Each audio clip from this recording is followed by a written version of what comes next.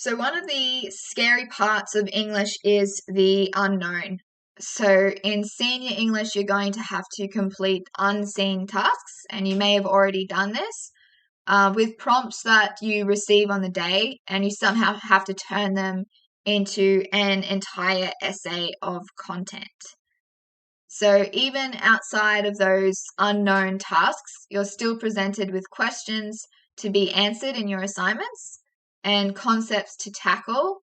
And you've got to tackle that by turning a sentence into something you feel like you can hand in. So how do you go from prompt to writing one of those little sentences that you're given to a whole piece that you can hand in? That is what we will look at next. So tips for unseen tasks. So you've got the prompt, starting with the one bit of information you are given. You unpacked the prompt.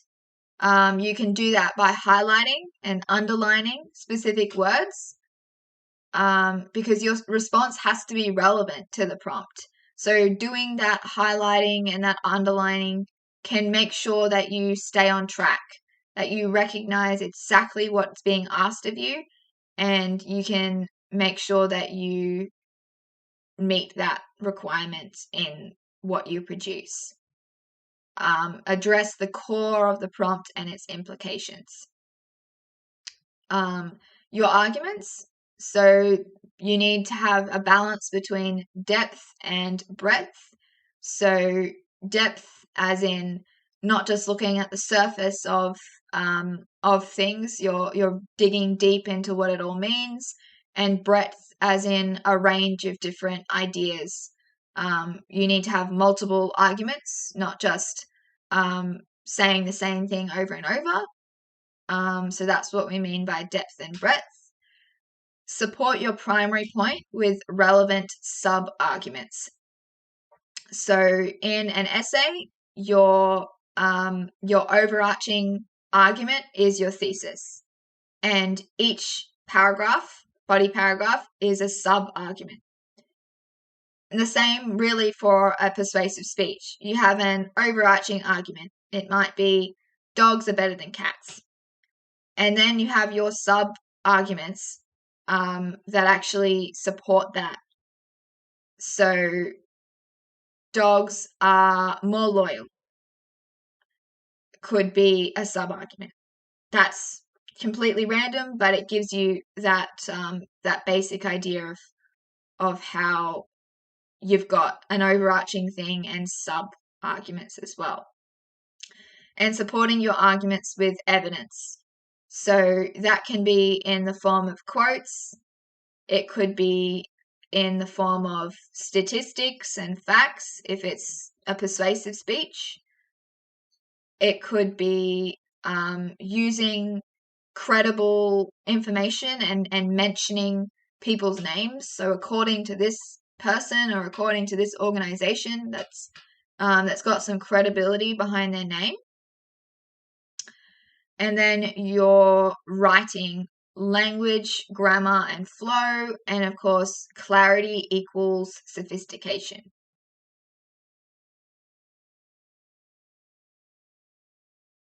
So breaking down those things a little bit more, unpacking the prompt, highlight the key words.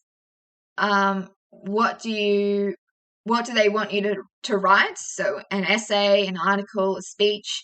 Genre is obviously really important because it will determine all those things that go into writing. So the formality, the structure, the point of view that you use, those sorts of things. Are there keywords from the syllabus as well?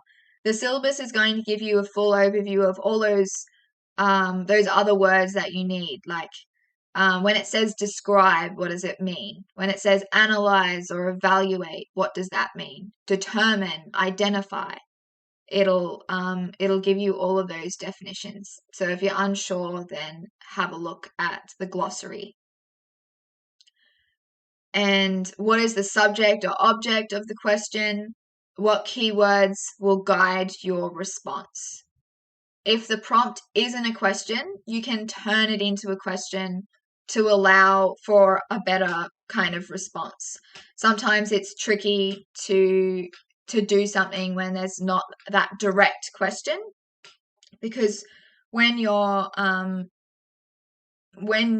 to argue something, having that question is usually easier to use as the launching pad. So saying, are dogs better than cats, is easier than something that is like, analyze whether dogs or cats are better. Transforming it into that question allows you then to directly see how you're going to argue. Are dogs better than cats? Yes, and that's what you can then use to inform the rest of what you write.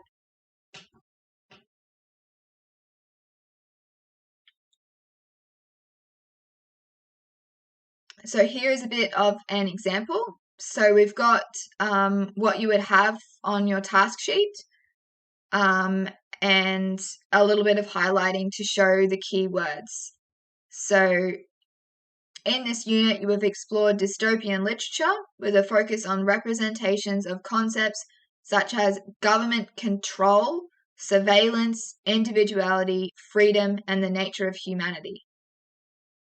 So all those different things. You have been asked to contribute a journal article, that's a really important point, about the function of dystopian fiction using 2 dystopian texts. So it's really important, the genre, it's really important what you need to be writing about, and it's really important that you need to use 2 dystopian texts. There's plenty of room for you to go wrong if you don't keep those things in mind. If you use the wrong genre, if you only analyze one text or something like that. So that's why highlighting those things is valuable. So by comparing and contrasting 1984 with another dystopian text of your choice, must be a different text type. Analyze the ways power and control are established and maintained, and their relevance to contemporary readers. And so those things, you can see all the parts that are really most relevant there to directly show you what you need to be doing. Then we've highlighted one of these questions, the one that we are going to look at today. Why is the individual represented as being an enemy to the state's establishment of power and control in both dystopian texts? And support your perspective by comparing how the concept is constructed in each text. Analyze, equal analysis, evidence from both, conventions of a journal article, all of those points that show you exactly what you need to be doing. And you narrow it down with what you're looking at, because you choose which question and focus directly on that. And if we now look in more depth at that question, we have got this example from 1984. So some notes on thoughts for that question. So individuality is suppressed. Human beings are dehumanized to eliminate their sense of self. We've got oppression, the state controlling everything, uniformity is imposed, all of those things. So you can use any specific examples you can think of to guide your process. It could be quotes, scenes, characters, relationships, etc. And then you create what it is that you are arguing. Individuality allows citizens to recognize their oppression and defy the party. Why is the individual represented as being an enemy to the state's establishment of power and control? Individuality allows citizens to recognize their oppression and defy the party, which is obviously why it's an enemy to the state, because it would be allowing people to defy the state. So if we look at that in more depth now, the totalitarian states depicted in the text seek to force their citizens to accept party ideologies as their own by eliminating the threat of individuality. So there are a few key things most questions are built from. You've got themes, characters, relationships, and aesthetic features. It's likely when you start to know a text well that you will recognize those key themes and characters and relationships without having to be told. And that could be giving you a really good advantage in unseen questions. So that's why having a really good understanding of a text is important for unseen tasks, because you do need to be able to come up with things really quickly when you've got an unseen task in those exam conditions. So themes is something that you can, all of these things, they're things that you can plan ahead for. So creating quote banks, tracking the different themes for different quotes, looking at which characters appear where, the relationships between them, all of those things, having an understanding of that is very valuable.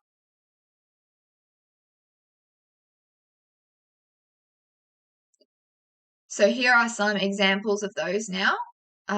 For the author, it's about the person who's written the text that you've been studying. So Shakespeare posits that King Lear is primarily responsible for his family's destruction. To what extent do you agree? Themes. How is the American dream's disfiguration represented in The Great Gatsby? That's the American dream is the theme. Shakespeare was the author in the first one. Characters. How is Kurtz a metonym for imperialism in Conrad's Heart of Darkness? That's focusing on the particular character.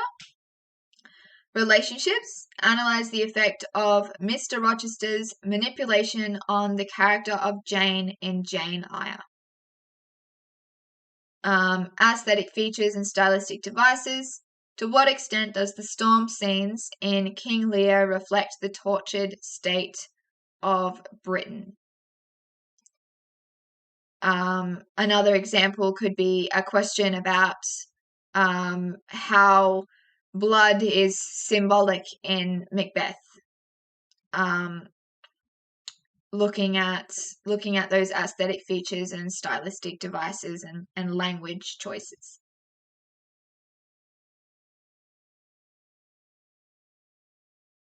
Okay, so we've got another example here. How is the reader invited to view the concept of morality or conscience in Hamlet? So if we follow this process that we've just gone through, we can, first of all, hopefully you remember the first step is our breaking down of the prompt, our highlighting and underlining. How is the reader invited to view the concept of morality or conscience in Hamlet? So or is really important because it's saying one or the other. So the amounts is something that is important. We saw before using two texts, in this case using one or the other. So keep those little nuances in mind when you're reading questions to make sure you have fully absorbed and interpret it correctly. So some ideas to then break this apart. So Hamlet seeks revenge for his father's murder. We've got two moral systems. We've got Hamlet shows mercy when he finds Claudius alone in prayer. Hamlet's quest for revenge causes the death of others. Immoral actions lead to further immorality. So then if we then create a thesis, a overarching argument based on that, seeking revenge leads to the degradation of morality. So how is the reader invited to view the concept of morality in Hamlet? Seeking revenge leads to the degradation of morality.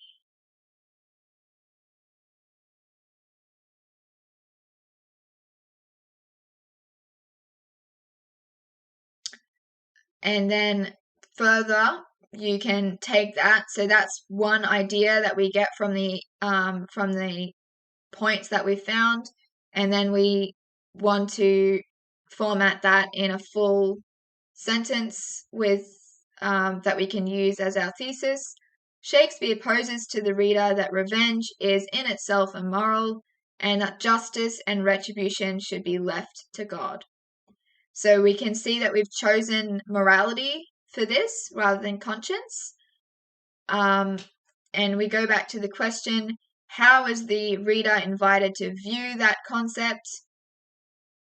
So Shakespeare poses to the reader that revenge is in itself immoral and that justice and retribution should be left to God, showing how the audience is supposed to view morality in the text.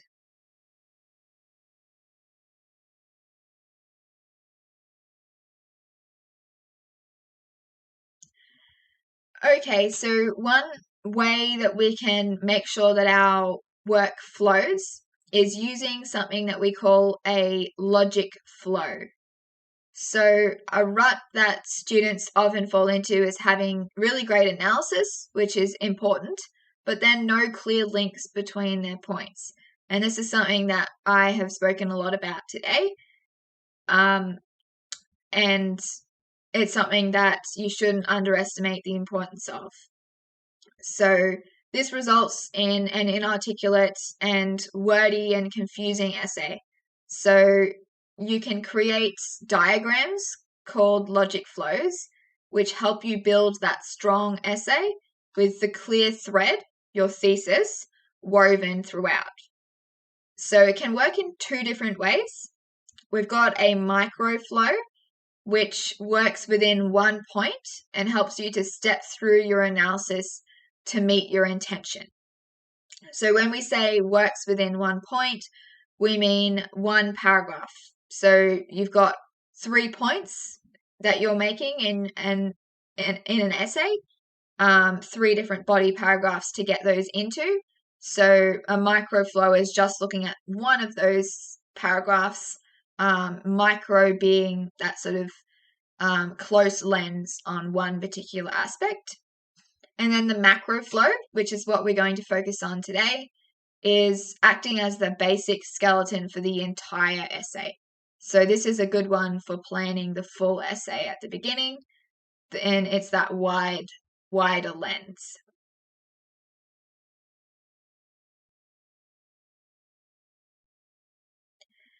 So you need the following to build your macro logic flow. We're going to go through a list of the things that you need.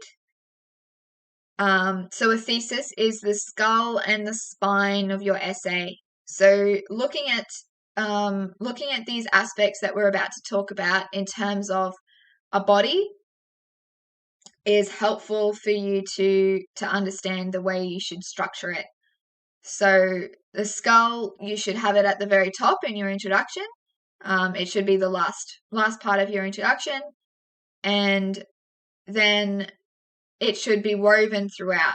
So without a spine, you'd be paralyzed. So without a thesis, your essay would be paralyzed. You wouldn't get very far with it.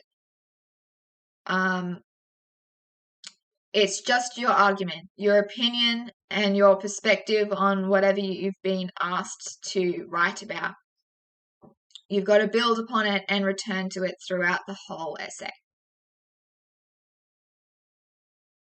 The basic points that you're going to use, so they correspond to your paragraphs and they act as those joints to connect to evidence and allow that evidence to move towards your thesis. Your basic points will come in the form of topic sentences in your completed essay, and these sentences should let your reader know exactly what you're talking about in each paragraph. Excuse me. So, yes, you need to have, as I mentioned, you need to have topic sentences for each body paragraph that need to be directly reflective of what will be in the paragraph. Don't make it other sort of more random facts. Your initial context should be the first sentence of your introduction. So all of that stuff with who the writer is and what the text is called should already have been mentioned in your introduction. And your topic sentence for each of your body paragraphs should be getting straight to the point of what those paragraphs are about.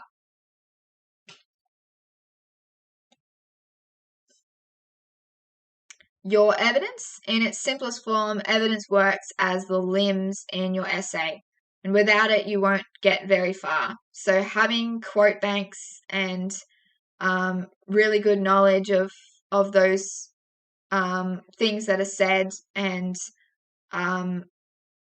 just general knowledge that you can draw on about the time period and everything itself, those things are important for an essay. It could be dialogue, description, characterization, narration. Anything can be used. It just has to prove your argument. Your analysis and, if relevant, audience positioning as well.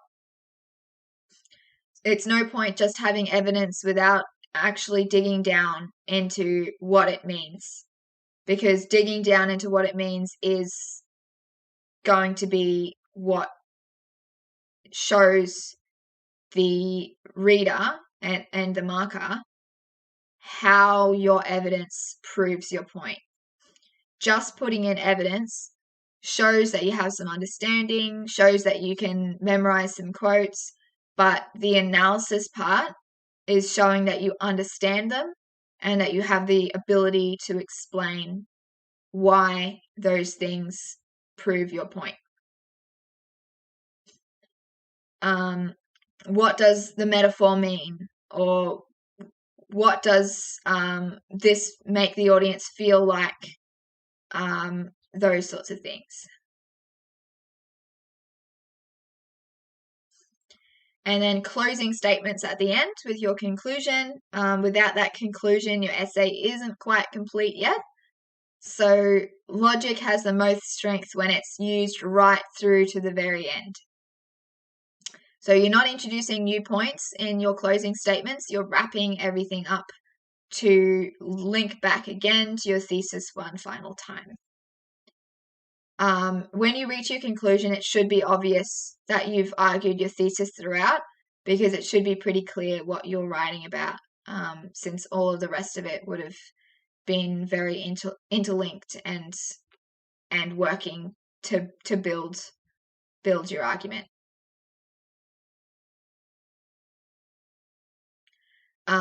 You need to be able to wrap up your piece by rewording your thesis and restating it. And if you can't really do that, then you may not have made your point clear enough throughout. So think about, if you were finishing up the debate, would the audience be satisfied with your conclusion? Would they see how everything relates to each other and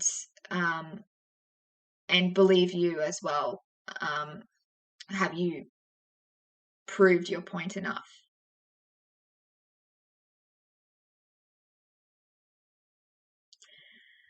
So here's a bit of an illustration of a way that we can do our macro flow.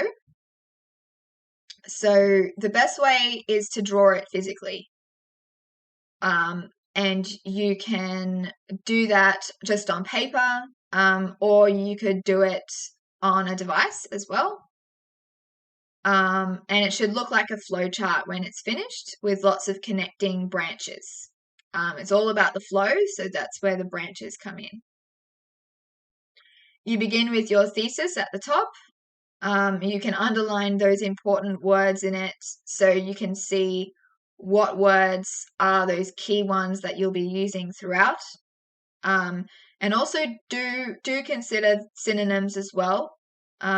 Be careful with synonyms because some words have slight differences in meaning, but it is good to have synonyms so you're not constantly using the same words.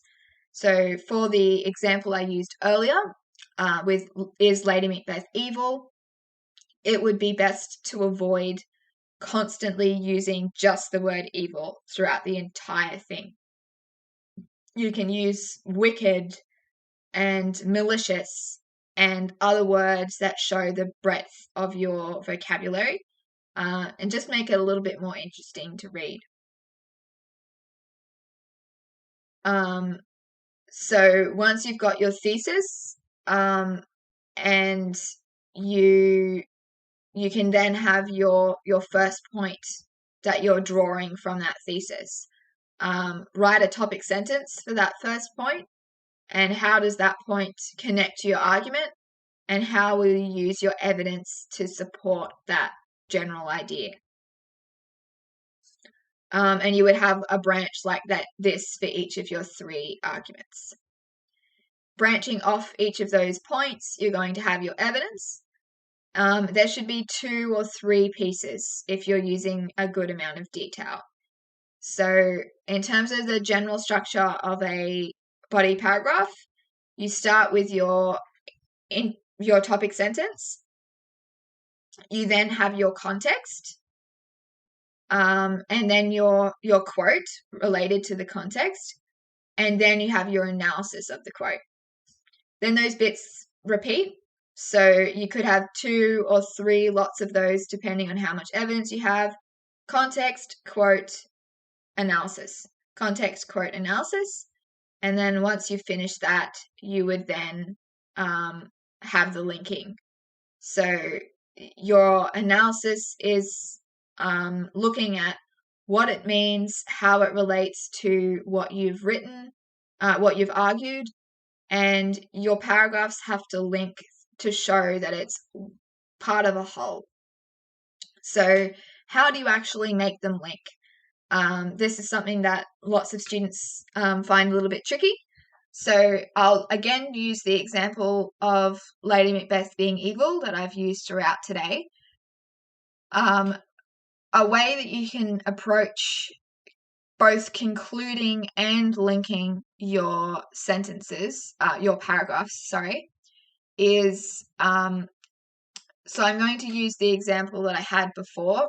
You have the idea of Lady Macbeth was evil because she was wanting to have her feminine qualities removed so she could be involved in planning King Duncan's regicide. You could start with that as your first body paragraph, and then to link to the second one, which will be about her actual involvement in the execution of that murderous plan. You can sum up the first point. So this undoubtedly shows that that Lady Macbeth is evil because of her involvement in planning the regicide. However, her evil spirit shines through even more when she actually helps Macbeth execute this plan. That was quite a long sort of version of this. You could obviously refine it to make it a reasonable length, but that's the sort of thing that if you have a logical flow, in this case, that chronological order of events, so while this shows that she's evil, this shows even more the level of evil that she gets to in the play. You can see how you're building on that first point to say this was bad, but this is even worse. First, she planned it, and then she actually went through with it. So in that case, it was part of one sentence. You can have, you can conclude and link in one sentence, or you can have two separate sentences.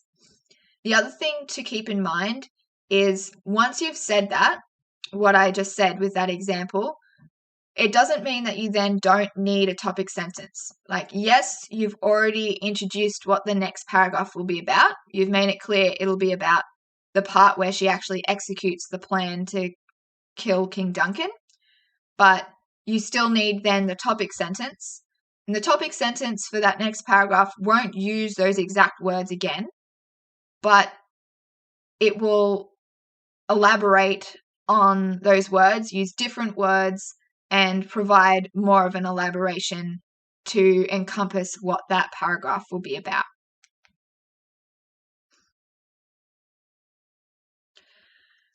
Okay, so once you've finished this macro flow, you can go through and highlight where you have mentioned your thesis, either explicitly or implicitly. And then you need to ask yourself, do you have plenty of color on the page? If not, you need to consider if your argument is clear enough. This is something that when you read an essay, it's really hard to follow, and it's usually because of the lack of clarity around linking back to the thesis. So remember that you as the author are the smartest person in the room. You know what you mean, you know what you believe, what your evidence is, what you're trying to get across. So your aim then is to make sure the reader and the marker knows what you mean. You can't leave gaps for them to fill themselves for two different reasons. One is that they may not know how to fill them. It may be not clear enough for them to understand what you mean and to fill in any gaps you've left. And secondly, they may fill them in the wrong way. So they may misinterpret what you mean and then get confused as a result. And then there you have it. So once you've done this, you know the evidence you're using, you know the analytical points you're making, you know what your thesis is and your topic sentences are, how you're going to link between all of them and the order that you'll have them in. And so you've got a huge part of your essay finished just by doing this process. So you might still be lacking the sort of muscle and skin, the sort of extra bits that bring it all together, in terms of the way that you word it in full sentences and link it all together. But that basic structure is already in place for you to follow.